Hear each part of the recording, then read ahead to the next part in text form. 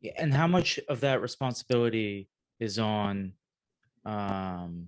people on the left, right? Because look, I've had a guest on the show that said, well, essentially elections have consequences, and no need to coddle the losing side. There's always going to be a losing side, and Yep.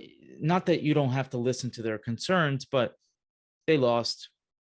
It is what it is. Yeah. Um, but the concerning thing about this is the ideas that are out there in the world, the legitimate concerns that these people had.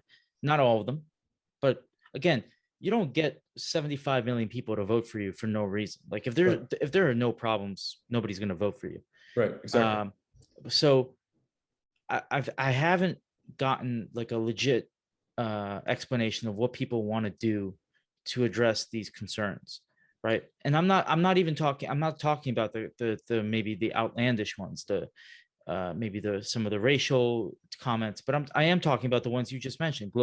The concern of globalization, people losing their jobs, and uh, the problem is that it seems to me sometimes that people uh, maybe that are quote unquote elites, or people that call themselves elites, are completely content to ignore these issues because, well, now we're back to normal with a new president, and the right person won and the wrong person lost. That's it, Yep. right? So um and that way, I think we're not learning from history, because people didn't listen to seem to care about the concerns that people in the Nazis had, um and we're not doing enough to listen to people that were on the losing side of this presidential election. Yeah, well, Stanley, I think when we're done this conversation and we have the exam, I think you're going to do quite well. I mean, I agree with the point you're making completely. And as a matter of fact, something else that I wrote recently, I had a piece in Mother Jones magazine in January, speaking right to this point, and to change the historical analogy a bit, to stay with Germany, but to move forward about a decade and a half. I think an example that we would all do well to think about is the example of West Germany after World War II under the leadership of its first chancellor, Konrad Adenauer. And the thing here is, Adenauer was really unsentimental, pragmatic, and cunning about the realities of the situation he was in. Adenauer was himself very much a Democrat, small d Democrat, believer in democracy. But he knew when he came into office as chancellor that he was running a country that had just been through a 12-year dictatorship and still had a lot of people who still in their hearts supported that dictatorship. And so Adenauer's mission was to make a democracy out of this country where most of the people were tainted by Nazism. And the way he did that is, I think, something worth thinking about. And basically, it's a mixture of trying to formulate economic policies which will spread prosperity out.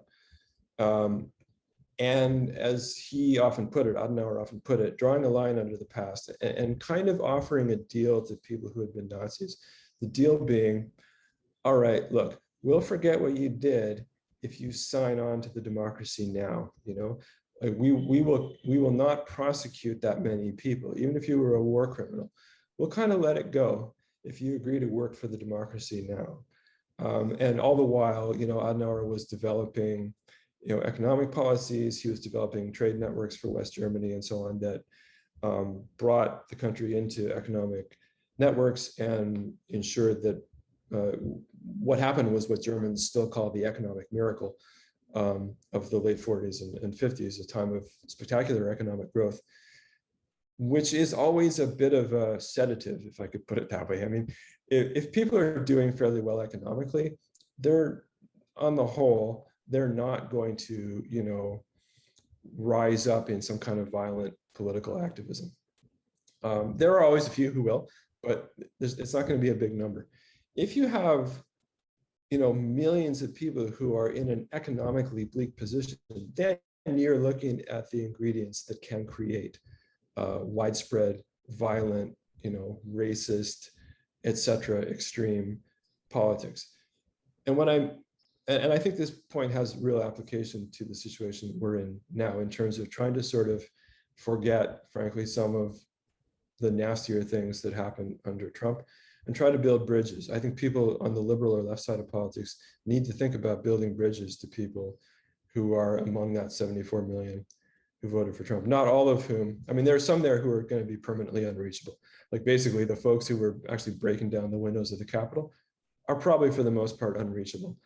But there have to be millions of others who are not. The simple fact that Biden's approval rating is around 55% or so at the moment indicates that there are lots of people who voted for Trump who are approving of him now. And so, there is a path to reach people a bit. And I think that's the path that needs to be taken. I think so far Biden's doing a pretty good job of that, actually. I think he's playing strategically what I would advise him to do if I were, if he wanted to hear from a historian of Germany about what he should do with the United States, I'd be saying, yeah, you're pretty much doing it, sir. So, I think so far so good, but we'll see where this leads.